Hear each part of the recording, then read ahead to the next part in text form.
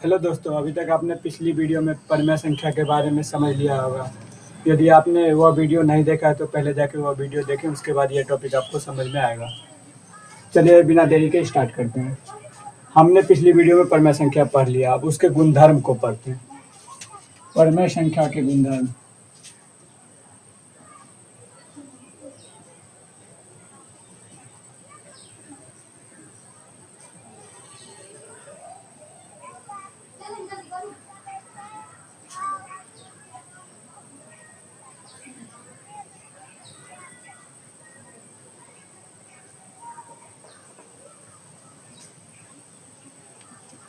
परिमेय संख्या के गुणधर्म में हमको पढ़ना है। सबसे पहले समवृत्त नियम, दूसरा क्रम विनिमय नियम या क्रम विनिमयता, तीसरा सहचर नियम या सहचर्यता, चौथा शून्य की भूमिका और पांचवा एक की भूमिका। सबसे पहले हम पढ़ते हैं समवृत्त नियम।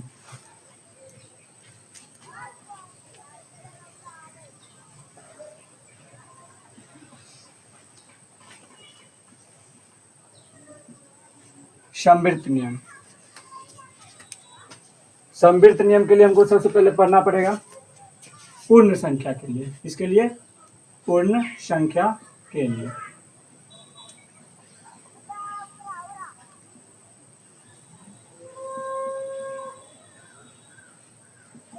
हम दो पूर्ण संख्या लेते हैं, ए और बी।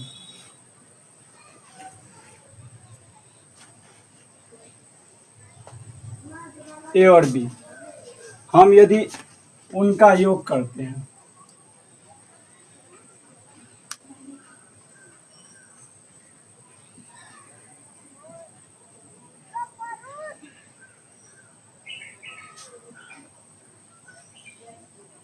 तो हमें कौन सी संख्या प्राप्त होती है वो देखेंगे। दो पूर्ण संख्या पहले लिए हैं, ए और बी। ए की जगह हम लेते हैं 3 और बी की जगह हम लेते हैं 0। उनका योग करेंगे तो हमें कौन सी संख्या प्राप्त होगी? पूर्ण संख्या। कौन सी संख्या? पूर्ण संख्या। योग के लिए समवृत्त नियम सेटिस्फाई हो रहा है। हम व्यवकलन के लिए देखेंगे। व्यवकलन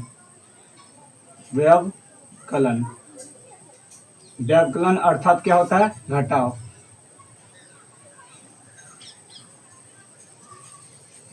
सेम वही प्रोसेस है जो पहले जो हम किए थे। दो पूर्ण संख्या मानेंगे, ए और बी। हम दो पूर्ण संख्या माने हैं, ए और बी, और ले सकते हैं। लीजिए पूर्ण संख्या। पूर्ण संख्या का परिभाषा क्या होता है? शून्य सहित सभी प्राकृत संख्या के समूह को पूर्ण संख्या कहते हैं। हम ले लेते हैं एक, ये जो पूर्ण संख्या माने हैं वो ले लेते हैं 6, और व्यवकलन का अर्थ क्या होता है? घटाव। दूसरी जो पूर्ण संख्या बी माने उसके जगह हम ले लेते हैं 9, तो आ गया -3। ये एक पूर्ण संख्या नहीं है।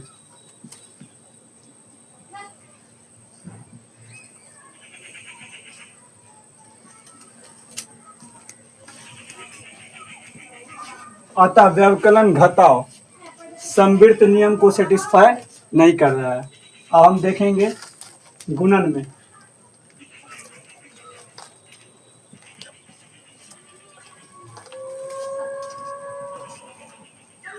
गुणन का अर्थ क्या होता है? गुना। सेम वही प्रोसेस रहने वाला है। ए और बी दो पूर्ण संख्या। गुना के लिए भी हम एक पूर्ण संख्या ए बराबर ले लेते हैं 4 और बी बराबर ले लेते हैं 0। और गुणन का अर्थ क्या होता है? गुना करना। तो आ जाएगा 0, जो कि एक पूर्ण संख्या है।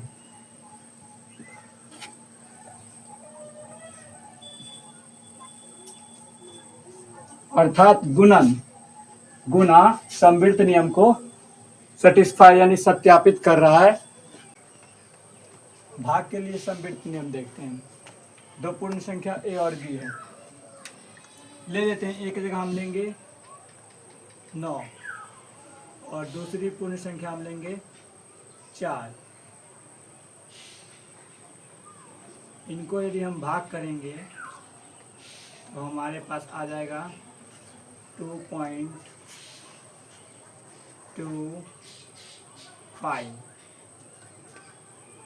जो कि एक पूर्ण संख्या नहीं है, पूर्ण संख्या नहीं है। अतः भाग संवृत्त नियम पर सत्यापित नहीं हो रहा है। हमने देखा कि संवृत्त नियम योग पर आधारित है, व्यवकलन पर आधारित नहीं है, गुणन पर आधारित है और भाग पर आधारित नहीं है। इसे हम शॉर्ट में ट्रिक के हिसाब से लिख सकते हैं।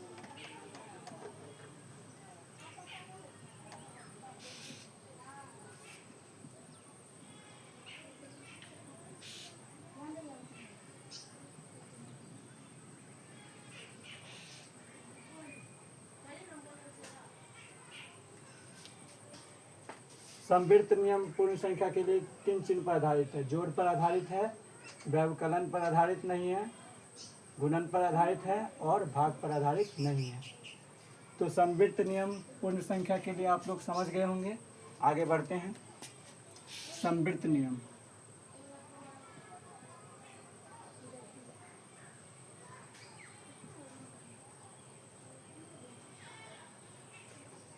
पूर्णांक संख्या के लिए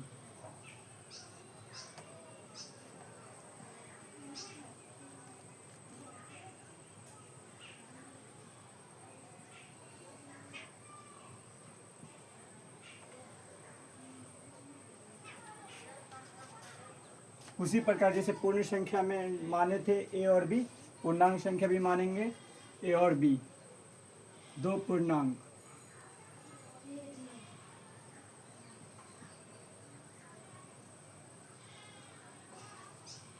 ए और बी।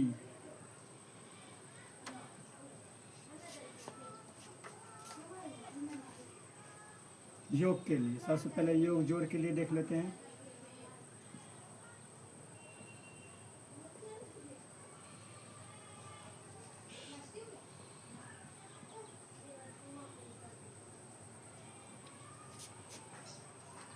दो पूर्णांक ले लेते हैं। सबसे पहले पूर्णांक किसे कहते हैं ये समझ लेते हैं।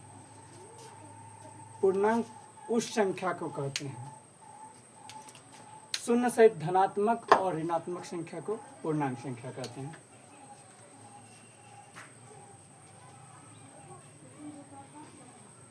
धनात्मक शून्य, अगर हम पूर्ण संख्या देखें तो हम जीरो को अगर सेंटर में रखते हैं, मध्य में रखते हैं, तो शून्य के इस साइड में धनात्मक और इधर ऋणात्मक, दाहिनी दिशा में धनात्मक और बाएं दिशा में ऋणात्मक, इधर प्लस।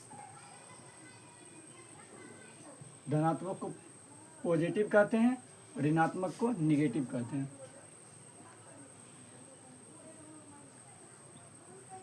इनमें से हम कोई भी एक एग्जाम्पल लेके देखते हैं।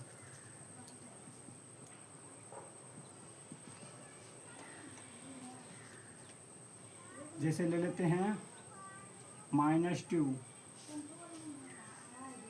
योग कह रहा तो बीच में प्लस का चिन्ह लगेगा। और दूसरा पूर्णांक ले लेते हैं -3।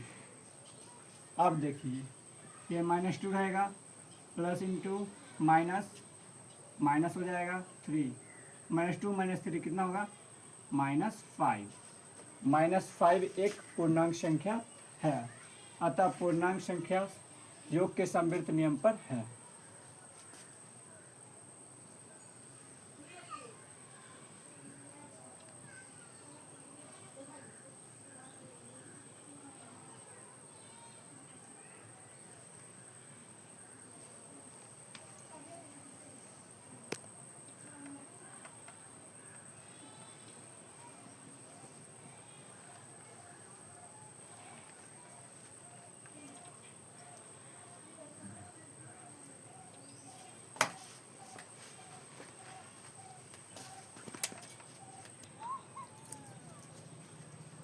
योग के लिए देख लिया, व्युत्क्रमण घटा के लिए देखते हैं। उसी प्रकार दो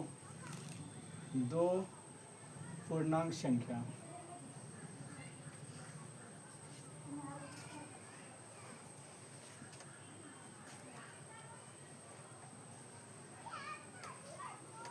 माना कि दो पूर्णांक संख्या ए और बी।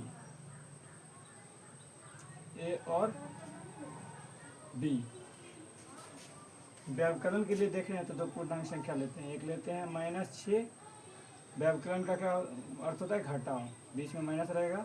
एक लेते हैं 3। आप बताइए -6 किसी संख्या के आगे अगर कुछ नहीं चिन्ह लगा रहेगा तो वो प्लस में होता है, याद रखिएगा। माइनस इंटू प्लस कितना हो जाएगा माइनस, आ जाएगा -9। ये भी एक पूर्णांक संख्या है।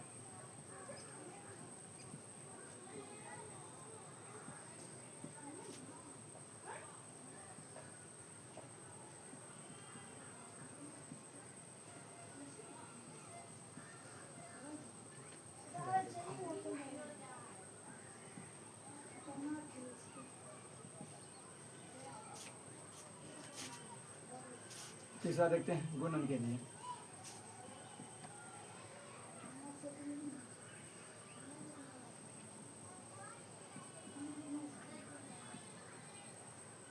उसी प्रकार मान लेंगे दो पूर्णांक संख्या ए और बी।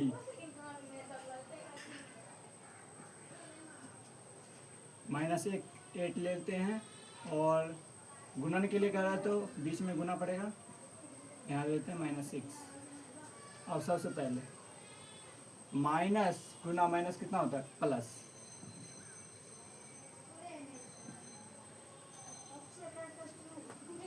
अगर आपको ये नहीं समझ में आ रहा तो आप शॉर्ट यहाँ देख सकते हैं चिन्ह के बारे में। प्लस गुना प्लस कितना होता है प्लस, प्लस गुना माइनस क्या होता है माइनस, माइनस गुना प्लस क्या होता है माइनस, माइनस गुना माइनस क्या होता है प्लस। अब यहाँ आप समझ सकते हैं माइनस इंटू माइनस लास्ट वाला क्या हो जाएगा प्लस, इसलिए प्लस दिए। प्लस को हम लिख भी सकते हैं, नहीं भी लिख सकते हैं। चौथा आप देखते हैं भाग पर।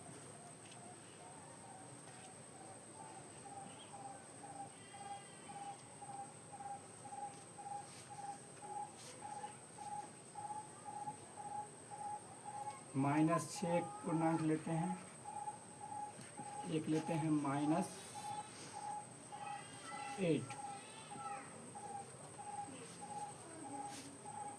यदि इसको हम भाग करते हैं तो देखिए क्या आता है। 8 को पहले काट लेते हैं, कटेगा तो काट लेंगे। 4 को हमको 3 से भाग देना है, 0 पॉइंट क्या आएगा 7 5, यही आएगा। अब बताइए ये पूर्णांक संख्या पर आधारित भी नहीं है और समवर्त नियम पर भी यह आधारित नहीं होगा।